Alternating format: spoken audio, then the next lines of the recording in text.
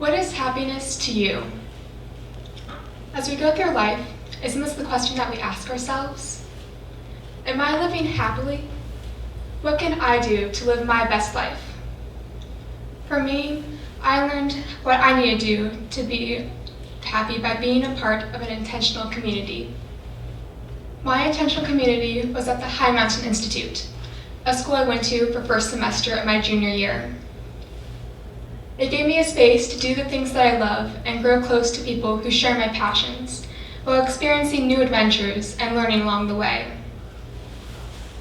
An intentional community is a group of people who have chosen to live together with a common purpose and who work cooperatively to create a lifestyle based on common values.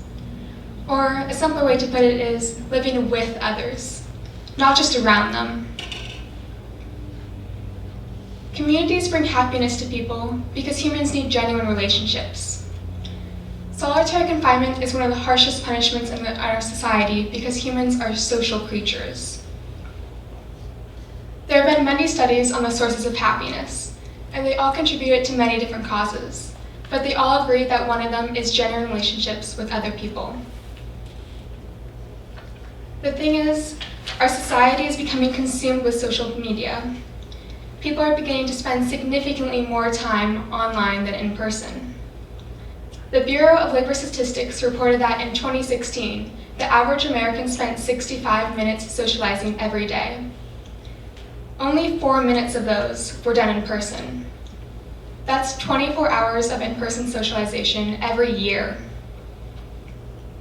Without sufficient time spent with friends, people do not experience the type of relationships that bring happiness. On top of people spending little time socializing face-to-face, Western culture is dominated by individualism. This is the idea that people should focus on themselves first, and then their community and society. With happiness, individualism presents itself as the idea that happiness blossoms from within. How to find happiness, you must first find yourself and look inwards before thinking about the outside community. Here's another post on Instagram. Happiness is a decision. You are as happy as you decide to be. These quotes make it seem like if you aren't happy, it's your own fault. This further promotes the idea of individualism by making it seem like happiness is an individual responsibility. It sends the message that if you aren't happy, reflect on it. Don't go and talk to your friends about it. Even though this idea is completely false, it has become ingrained in our society. I do recognize that personal reflection is an important part of self-care, and studies have shown that meditation increases one's happiness. But focusing solely on yourself and closing yourself off to others is not the way to find happiness. It brings you further away from what researchers agree is a major source of happiness: community. Inclusive communities counteract both of these problems. They focus on creating genuine relationships and building a close-knit community where you focus on others as well as yourself. The High Mountain Institute, the school I went to for first semester, is an intentional community because, as HMI states, the defining characteristic of HMI students is their desire to be here. If you could sum up an intentional community in one thought, that's as close as you're going to get. HMI is a semester school for high school juniors and seniors that's comprised of 48 students from across the country and world. Students attend one semester at HMI before returning to their regular school. What's special about this school, besides it being a semester school, is that students spend 1/3 of their time backpacking while still taking a full course load of honors and AP classes. What made HMI different than any other community that I've been a part of is that because we all had common goals, we actively pursued them by accepting responsibility for our actions. This caused us to form a new type of family. Everyone at HMI loved the outdoors, or wanted to learn more about it, and we also wanted to be engaged in academics. Being in a space where these two things were prioritized, we were motivated to spend time and energy to do well in schoolwork as well as be engaged in the outdoors. Here's a picture of my science class one day. Also, because we all wanted to be there, we accepted the responsibility to care for the community and the space that we lived in. At HMI, every day there were morning chores. Everyone had a designated space to clean because there were no janitors. If we wanted to clean dining hall, we had to wash the tables. If we wanted to clean shower, we had to scrub the tiles. And if we wanted to clean classrooms, we had to vacuum the floors. I cleaned the women's bathroom in one of the classroom buildings. Here's a picture of a girl who cleaned it with me, Emily. We would play music when we cleaned the toilets, mopped the floors, and wrote quotes and fun facts on the stall doors with expo markers. We were able to make activities that might be considered undesirable fun because of the people we were with. I looked forward to cleaning the bathroom for 4 months, not because I enjoy scrubbing toilets, but because of the people we were with. On top of chores, we had to cook our own food. Every student would cook 2 meals a week with their cook crew, a group of 4 or 5 students. As the semester progressed, we began gaining more responsibility, which meant that we began cooking without supervision in an industrial-sized kitchen.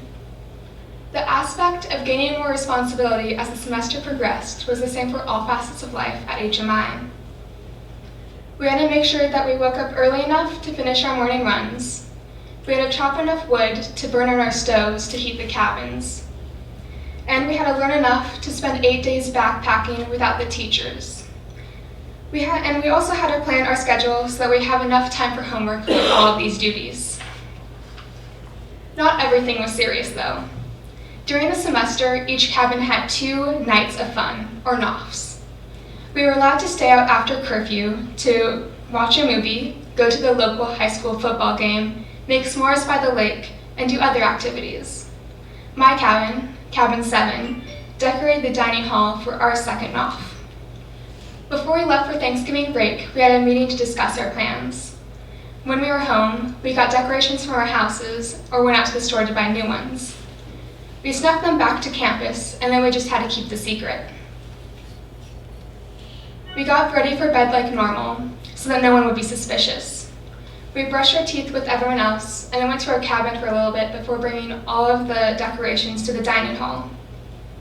We stayed up easily to 1 in the morning. We played Mamma Mia on the big projector screen as we taped streamers to the wall, blew up balloons, and set up the other assorted decorations. When people came in the morning, the dining hall was transformed into a tropical paradise, an oasis from the 0-degree weather outside.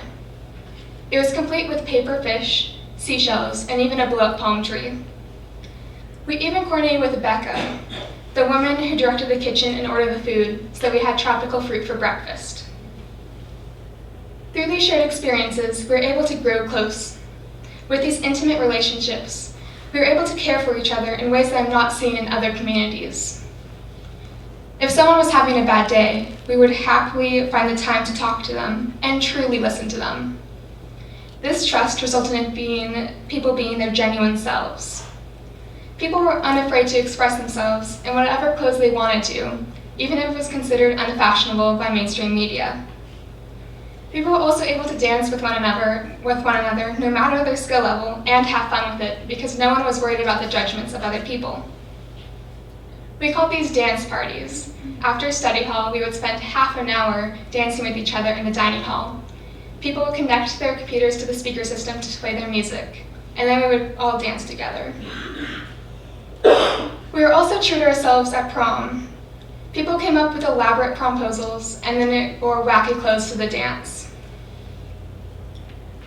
We had a system so that everyone asked someone to prom, or was asked. That way everyone could have fun with it. I'm interested in firefighting, and I say that my spirit animal is a fire truck. Everyone at HMI knew about that. It was made very apparent when the fire alarm went off for the first time, and the fire department had to come to clear the building before we were able to resume classes. When the fire engine showed up on campus, I jumped up with excitement. At the time, most people didn't know about my spirit animal because we only had been on campus for 1 week. The few people who did know yelled, "Oh my goodness, AJ, look!" And the rest of the community looked extremely confused. But they soon learned about my passion. Somehow, during my semester, the fire alarm went off 4 times. Normally it only goes off once, so I guess I brought some good luck. The guy who asked me to prom got someone from my cabin to take the toy fire truck off of my shelf, because people were not allowed in cabins that weren't their own. During community announcements, he said that he found something in the library when he was cleaning it, and he held up the toy fire truck.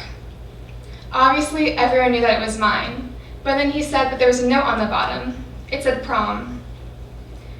Everyone was excited for me, not just because this was perfect for me, but because it was also the first promposal of the semester.